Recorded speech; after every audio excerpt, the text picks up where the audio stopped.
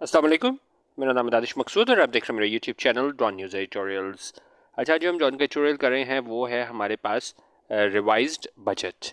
ठीक है। अच्छा, अब इसमें क्या ज़रूरत पेश आई कि इस बजट को रिवाइज़ किया जाए। जिस तरह हमको पता है कि जी पाकिस्तान की आईएमएफ से जो ट्रांश है वो नहीं मंजूर हो रही, और ख़ासतौर पे जो बजट आया तो उस पर बहुत ज़्यादा तहफ़्फ़ुज़ात का इज़हार किया गया आईएमएफ की जानिब से। तो यकीनन जिस तरह हर साल होता है कि जी पहले बजट आ जाता है, फिर मिनी बजट आ जाता है, उसमें उसको रिवाइज़ किया जाता है बजट को। और इस बार भी यही हुआ है कि बजट में है ना वो स्पेंडिंग पे कट लगाया गया है। तो उस हवाले से इस डिस्कशन की गई है कि किस तरह के किसी तरीके से आईएमएफ वाले तैयार हो जाएं।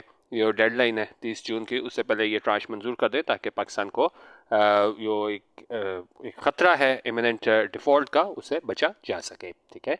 अच्छा, अब इसको कह रहे हैं कि जी Budget 23-24 that was passed by Parliament yesterday after the introduction of large fiscal tightening measures to sweeten it for the IMF might resuscitate the bailout deal with a fund stalled since last November. ठीक है।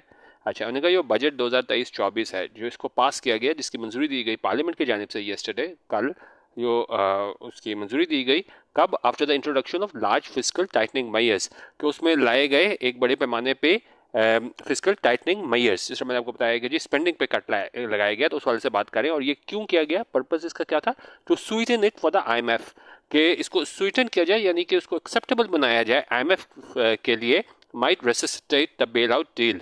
रेसिस्टेट होता है कुछ चीज़ बिल्कुल ख़त्म हो गई है उसमें जान डाल देना, क्योंकि मतलब पहले कहा जाता है कि बिल्कुल आईएमएफ जो है ना उससे मतलब वो नहीं हमें देंगे, जो ट्रांश है उसको बहाल करेंगे। तो ये सारा कुछ इसलिए किया गया ताकि एक्सेप्टेबल हो सके आईएमएफ के लिए कि वो इस रेसिस्टेट कर दे बेल आउट डील को, यानी एक तरीके से दोबारा जान डाल दे, जिसका बिल्कुल पहले चांस ही नहीं था कि ये मिलेगी पाकिस्तान को इस बेल आउट डील को। किसके साथ, फंड के साथ, यानी आईएमएफ के साथ।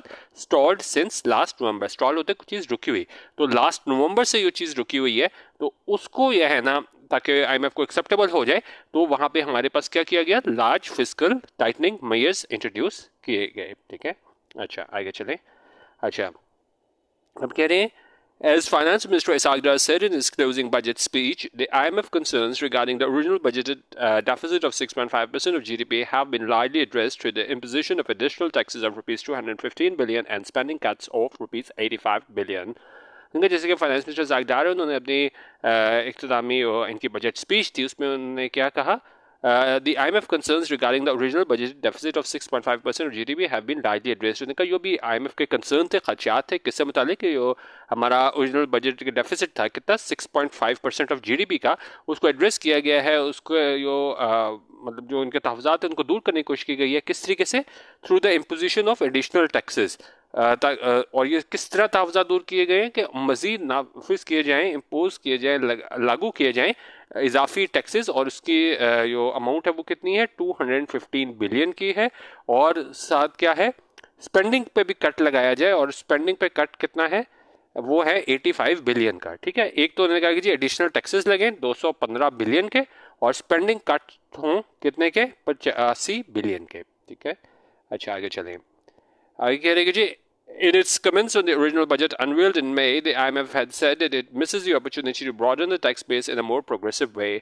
उनका जो अपने इन्होंने बयान जारी किया था, जो ओरिजिनल बजट था उसके बारे में जो अनवील्ड किया गया, जो सामने लाया गया ये फाइनेंस मिनिस्ट्री की जानिब से मई में, तो आईएमएफ ने क्या कहा था कि ये जो बजट है इसमें मिस कर दिया गया है एक अपॉर्चुनिटी को, एक मौके को, to broaden the tax base, के इजाफा किया जाए टैक्स बेस में, यानी कि जितने लोग टैक्स देते हैं उनमें इजाफा किया जा सके इन अ मोर प्रोग्रेसिव वे में हो। ये ना हो कि जो आपको पहले टैक्स दे रहे हैं आप उन्हीं को निचोड़ दो, आप क्या है ब्रॉडन कर सको टैक्स बेस को। उनका वो जो मौका था, उस अपॉर्चुनिटी को क्या है वो ज़ाया कर दिया गया है।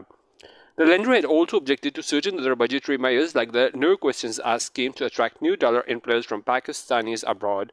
और जो लेंडर थे आईएमएफ, तो उसने इस पर भी एतराज़ लगाया है कि कुछ बजटरी मेजर्स लिए गए थे, जिस तरह के भी कोई भी सवाल नहीं पूछा जाएगा किस स्कीम से मुतालिक, ऐसी स्कीम से मुतालिक कि डॉलर इन्फ्लोज आए, बाहर से डॉलर्स आए, कहाँ से, जो पाकिस्तानीज रहते हैं अब्रॉड दूसरे मुल्क में। तो उस पर भी उन्होंने एतराज़ लगाया कि जो आपने बजटरी मेजर्स लिए ना नो क्वेश्चन आस्क स्कीम के हवाले से, कि कुछ नहीं पूछा जाएगा, तो उस हवाले से भी है ना तहफ़्फ़ुज़ात का इजहार किया गया। Unfortunately, बदकिस्मती से, the details of the new fiscal adjustments show that the government has wasted yet another opportunity to broaden the tax base despite meeting the IMF condition.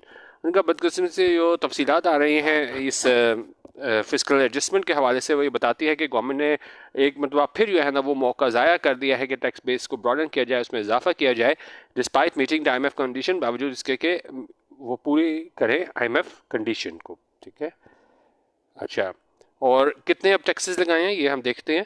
कह रहे हैं जी, it has imposed a total of ₹438 billion taxes of ₹223 billion were introduced in the original draft. अच्छा, अब इन्होंने जो total कितना tax लगा दिया, वो लगा दिया 438 बिलियन का, और जो 223 बिलियन था वो इंट्रोड्यूस किए गए थे ओरिजिनल ड्राफ्ट में। And there is no major effort to bring under taxed sectors such as retail, agriculture and real estate into the net.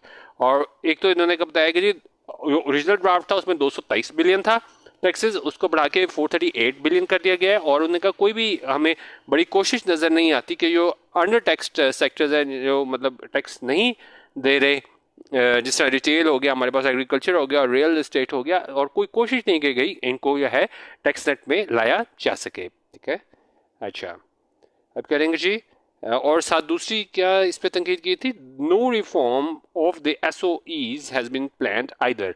SOEs होते हैं स्टेट और एंटिटीज होते हैं, जिस तरह कहा जाता है कि स्टील मिल हो गए, PIA हो गया, बहुत ज़्यादा खसारे में है और इनको बहुत ज़्यादा मसाइल का सामना है, और इस पर यह भी बात की जाती रही कि भाई इसकी प्राइवेटाइजेशन करनी चाहिए। तो कह रहे हैं उनका कोई भी इस्लाहत जो है नहीं लाई गई SOE स्टेट और एंटिटीज से मुतालिक, उनको भी प्लान नहीं किया गया है। ठीक है, अच्छा, और सर कह रहे हैं जी, although the government has increased the withholding tax on property transactions in the hope of netting ₹35 billion, the mayor is unlikely to produce the targeted revenue without drastic documentation of the sector.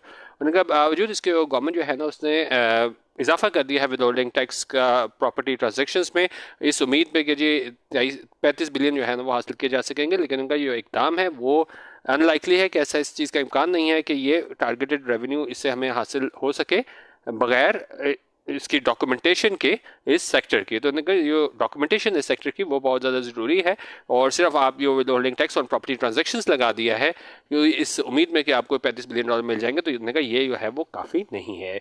Much of the burden of the additional taxes will be borne by the organized corporate sector and salaried classes। अच्छा, इसमें सबसे बड़ा एतराज़ ये किया गया कि सारा जो बर्डन है, बोझ है इन इजाफी टैक्सेस का, वो बोन होगा, यानी वो बर्दाश्त करना पड़ेगा ऑर्गेनाइज्ड कॉर्पोरेट सेक्टर को और सैलरीड क्लासेस को। ठीक है, तो सारा जो पहले लोग दे रहे हैं उन्हीं पे दोबारा बोझ आ जाएगा।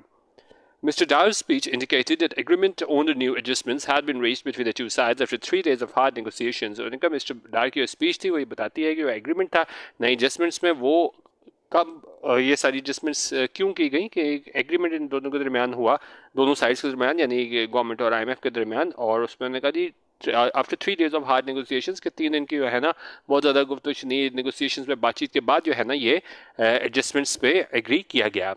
That means that one of the 3 concerns of the lender has been met before it restarts the funding। और इसका मतलब है कि जो 3 खदशात थे उनमें से एक जो इसका इतराज़ था लेंडर का, IMF का, उसको पूरा किया गया है, उसको एक तरीके से इतराज़ को दूर किया गया है इससे पहले कि वो दोबारा शुरू कर दे फंडिंग को। ठीक है, अच्छा, अब कह रहेंगे जी, एक तो इन्होंने ये बता दिया, और बाकी 2 जो डिमांड्स हैं वो क्या हैं। How much progress has been made on the other 2 demands regarding the removal of controls on the exchange rate to keep the rupee from going into free fall and the gap between the two sides on the IMF's external financing gap estimates for the outgoing fiscal year। अच्छा, उन्होंने कहा जी कितनी progress की गई है, कितनी आगे इसमें आप कह लें कि जी एडवांसमेंट की गई है। जो दूसरी 2 डिमांड्स हैं किससे मुतालिक, एक तो ये है कि जी आप रिमूव करें, ख़त्म करें एक्सचेंज रेट को आप कंट्रोल कर रहे हैं ताकि बचाया जा सके रुपी को कहाँ जाने से, इनटू फ्री फॉल। और जो गैप है 2 साइड्स का, IMF के external financing gap and the gap between the 2 sides on the IMF's external financing gap estimates for the outgoing fiscal year. और जो तखमीने हैं IMF के एक्सटर्नल फाइनेंसिंग गैप को लेके, तो उसके जो जाने वाला जो फिस्कल ईयर है उसको लेके जो आप कह लें जो गैप है उसको किस तरीके से डील किया जाए। ठीक है, अच्छा, कहेंगे जी, the government has already moved towards restoring the proper functioning of its foreign exchange market, and it is anticipated that the fund will relax its condition on external financing gap projections।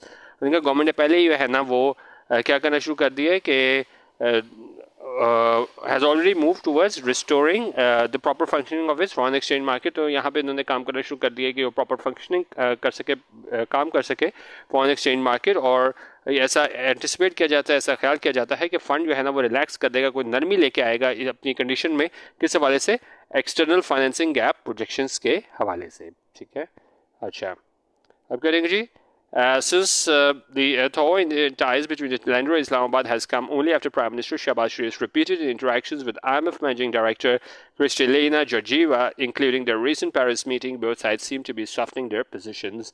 और इनका ये thaw है, ये ताल्लुकात में वो बेहतरी देखने को मिली है, फ्रेंडली हमें ताल्लुक देखने को मिला है किसके दरमियान, IMF और इस्लामाबाद के दरमियान, यानी इस्लामाबाद और पाकिस्तानी गवर्नमेंट के दरमियान। वो सिर्फ तब आया है जब प्राइम मिनिस्टर शहबाज शरीफ के हैं, लगातार उन्होंने बातचीत की है, इंटरेक्शन की है।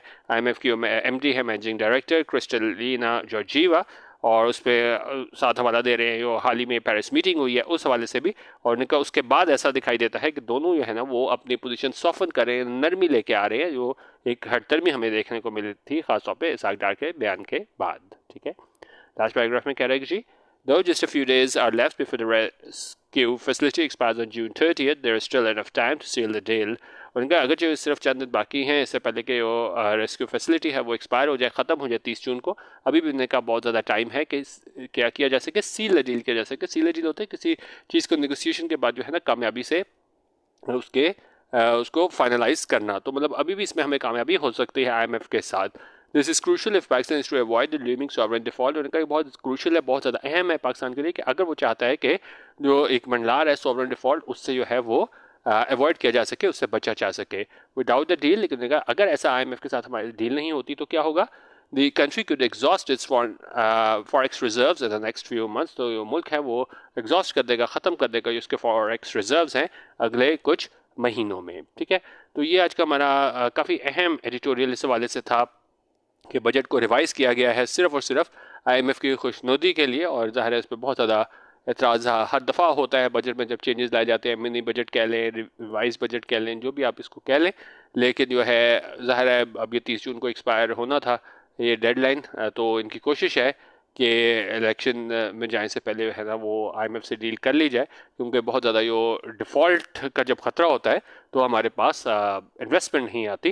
तो बहुत ज़्यादा ज़रूरी है ख़ासतौर पे पाकिस्तान के लिए भी, लेकिन अगर ये अपने पॉलिटिकल कैपिटल की भी बात करें PMLN वाले, तो उनके लिए बहुत ज़्यादा ज़रूरी है कि ये जो नेगोशिएशंस हैं IMF के साथ वो कामयाब हो जाए। और इसके लिए जो बजट है उसमें उन्होंने किस तरीके से स्पेंडिंग पे कट लगाया है और वो उस चीज़ को यहाँ पे डिस्कस किया गया था। ठीक है, ये था हमारा आज का एडिटोरियल।